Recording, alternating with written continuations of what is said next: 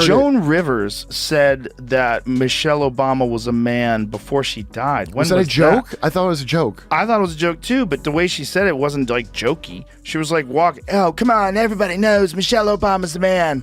Like, remember that? Yeah, like for that. Well, I think she died because she had 1,000 plastic surgeries. But yeah, she was going under. Yeah. She just sees these big black arms coming over her face. Big Mike. Bro. Everyone missed it until now Joe Rogan just swung a verbal sledgehammer at Michelle Obama's carefully polished media globe. And let's just say, it wasn't all hope and change. One minute she's posting motivational quotes, the next she's catching strays from the king of podcast chaos himself. Did Joe really say that about the former First Lady's cooking show? Absolutely, and that was just the appetizer. Buckle up, because this roast got hotter than Michelle's arms in 2009. Joe Rogan is calling out Oprah and Michelle Obama for hypocritical speeches at the DNC. Watch. She's up there talking about income inequality. Like, hey, lady. Yeah, I know. You're rich as like, how is that equal? And also, when Michelle Obama was saying, I think she was saying her mother or grandmother was always suspicious of people who took more than they needed. Yes. Like, you are worth so much money. Take more than they need. The Obamas have 4 mansions. I mean, it's a... Michelle Obama, the only woman in America who could turn a workout session into a political. TED Talk is still working overtime as the nation's motivational speaker-in-chief.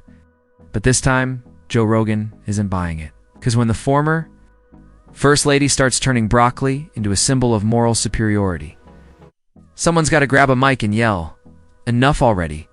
Stop the kale madness before it spreads." She says the bars are just different for people in life. Right. The bar was very different for your husband. Very different. And I'm sure he got into Harvard just based purely on his intellect, right? And Harvard Law School. And he was ushered into the presidency with about 2 minutes of public service behind him, right? Like a short stint in the U.S. Senate after being a local Illinois lawmaker. And he was lauded like he was the second. You'd think after 8 years of planting lettuce in the White House garden like it was the secret cure for political division, she'd take a well-earned break. But no, Michelle's got a brand to protect. Okay, brand that screams, "I do push-ups." So I know what's best for your kids, your kitchen, your soul, and probably your cholesterol too. When she had her kids, were they private or public? Like, when he was a senator? I don't know. I just know that... Like, he was a senator, right? Yes. Before he became president. For sure. So what, law school, Senate? I have no issue because I want to live. I have no issue with Big Mike. I don't care that they killed that sex slave in Martha's Vineyard. That's what happens to sex slaves. They drown in ponds. That's what happens. You fuck the ruling class, you drown a pond. That's what happens. If you get your little mouthy, you go into the pond. I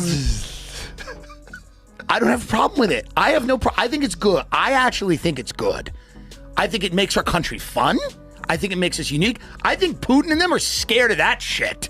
They do it all the time. I think Putin and the Chinese are like, you don't know what's going on there. Because they got people that maybe they're men, maybe they're women, we don't know. We don't know. And while the rest of America is still recovering from her book tour, which felt longer than an entire Marvel Cinematic Universe phase, she's now launching herself into some abstract realm of self-help queen moral compass and CrossFit goddess, all rolled into one. Meanwhile, Joe Rogan's just sitting there with a mic and a fistful of elk jerky, wondering why this woman is still yelling at him through Instagram Reels. Everybody having a good time. The country's almost back to normal before World War III. COVID was just so strange. We lost a lot of people during COVID, and most of them are still alive. Yeah. Before COVID, I would have told you that vaccines are the most important invention in human history. After COVID, I'm like, I don't think we went to the moon. I think Michelle Obama's got a dick. I think Pizzagate is real. I think there's direct energy weapons in Antarctica. It's truly poetic. Michelle tells you to drink more water. Joe tells you to eat more meat. And America just sits in the middle, chewing on anxiety and hot Cheetos. But the real comedy kicks in when Michelle decides she's got a new mission. Saving democracy through podcast platitudes. Nothing screams power to the people like a former First Lady Bess, known for turning school lunches into wet cardboard now, giving TEDx-style sermons about how democracy's on life support. Unless we all do yoga and vote twice a year? He was saying that Michelle Obama should run for president. If she won, she could pull her out and China would just give up. I was wheezing. I couldn't breathe. Big Mike. Big Mike. You know, just so proud of how you are being a role model for dealing with a child that's transgender. Absolutely. And that's, you know, that warms my heart, particularly as a Black man. You know. Michelle's version of saving America involves a vision board, a jump rope, and 5 overpriced books ghostwritten by committee. Meanwhile, Joe's vision is a sauna, some DMT, and 3 hours of unfiltered conversation with a guy who once punched a bear in Russia. Somehow, both of them think they're doing God's work, except only one of them might be right. And spoiler alert, it's not the one bench pressing kale. Michelle's idea of activism is telling you to believe in yourself, unless, of course, you believe in the wrong political candidate. Then you're suddenly the problem. There's something almost poetic about being lectured on unity by someone whose eyebrows arch harder than the national debt. Every time someone says freedom, without a liberal arts degree attached, and don't even get started on her workout regimens, Michelle wants every American to feel like a failure if they're not drenched in sweat by 6 a.m. Sure, I'd love to do lunges while listening to my inner voice, but right now, that voice is screaming, "We're out of coffee, Joe Rogan." He'd just shrugged and say, maybe your inner voice needs more protein. Change her name to Misery Obama. That's really what I think of when I... Misery Obama never has a positive word to say. Never. You know, not about children, not about family, certainly not about her husband. By the way, before we leave this topic, here's her latest soundbite that made the rounds. This happened on June 18th, but I was off. Here it is, SOT 39. You should have threw a boy in the mix. I would. I'm so glad I didn't have a boy. Yeah. Because he would have been a Barack Obama. It's like baby Barack. It would have been amazing. Ooh, no, I would have felt for him. She just borrowed our boys. Yes, I got plenty. Wow. You catch that? She's glad she didn't have a boy because he would have been a Barack Obama. And that's a hard pass for her. This woman can't stand him. The weirdest part is that Michelle keeps acting like she's still in office. She'll post something on social media like, "We need to fight for the soul of our nation." And suddenly you're staring at your bag of chips like it's personally responsible for climate change. You know who doesn't do that? It's Joe Rogan. He'll look you dead in the eye and say, "Eat the chip. Just don't be a weakling about it." Meanwhile, Michelle has taken self-righteousness and repackaged it as a lifestyle brand. It's like if Whole Foods became a person slapped on a political science degree and told you your anxiety could be cured with mindfulness and quinoa. And don't get it twisted, Joe Rogan isn't perfect either. He still thinks his multivitamin stack can solve world peace. But at least when Joe talks about alpha males, he's not dressed like a Lululemon-sponsored UN ambassador, cradling a rescue puppy while quoting Maya Angelou with the intensity of a Navy SEAL. Michelle, bless her, famously toned arms, thinks she's bridging the political divide, when really she's just making everyone equally annoyed. Conservatives roll their eyes at her endless sermons. There's a fine line between empowering and patronizing, and Michelle turned that line into a runway. Every time she smiles while scolding Americans for not trying hard enough, somewhere a motivational poster bursts into flames from sheer cringe overload. Michelle Obama and Harris. Harris comes back as the vice president. Michelle Obama's the president. We get a double dose of diversity. They'll win. Let's go, champ. They'll win. And then who's on the Republican side? DeSantis? Trump and DeSantis. They have to make a super team. It's the only way they win. Interesting. That's the only way they win. So let me be as honest and clear as I possibly can. Donald Trump is the wrong president for our country. He has had more than enough time to prove that he can do the job, but he is clearly in over his head. He cannot meet this moment. He simply cannot be who we need him to be for us. It is what it is. She's mastered the art of making everything sound profound, even when it's painfully obvious. Drink water. Thanks, Michelle. Get moving. Revolutionary. Vote like your life depends on it. Ma'am, I just wanted to know how to pack a healthy Lunch for my kids without them threatening to call Child Protective Services. It's like she believes if she says something with enough passion, it magically becomes the truth. Michelle could tell you to floss more, and suddenly it's a civil rights crusade. Meanwhile, Joe Rogan just sits in his sensory deprivation tank trying to figure out how the woman who once said, "When they go low, we go high," now makes you feel low every time you dare to order fries. Don't even get started on her cookbooks. They make Martha Stewart look like she works the McDonald's drive-thru. Half the ingredients read like something a wizard would whisper over a bubbling cauldron. Add a dash of Himalayan bee pollen and a sprinkle of gratitude. Joe would just say, "Here's a steak, try not to cry about it." That's the thing. Michelle's version of empowerment always comes with a side of guilt. Eat a donut? You're not just failing yourself, you're letting down democracy itself. And probably Ruth Bader Ginsburg, too. If self-improvement were a weapon, Michelle would be the nuclear warhead.